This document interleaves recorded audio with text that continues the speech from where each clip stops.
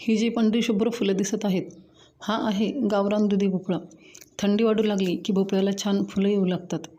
बियाणे संवर्धन व्हावे म्हणून या भोपळ्याला मी घराजवळच लावलेले. शेतात कधी कधी वेल दुर्लक्षित होतात.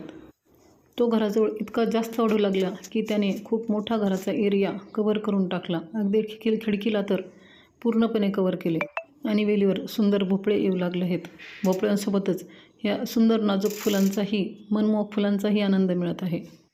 दुधी भोपळा ही अशी फळभाजी आहे की ती आपण भरपूर प्रमाणात खाऊ शकतो. मुळातच वेलवर्गीय भाज्या ह्या बऱ्यापैकी पथ्यकरच असतात. दुधी भोपळा हा गुणाने थंड, स्निग्ध असल्यामुळे जास्त खाण्यात आला तरी काही त्रास होत नाही. वजन नियंत्रण ठेवणे, कोलेस्ट्रॉल कमी करणे, तसे एकूणच आरोग्यासाठी खूप फायदेशीर आहे. याचे पाने पण खूप मऊ असतात. वेली खालून जाताना पाने टोचत नाहीत. तर असा हा भोपळ्याचा वेल एखादा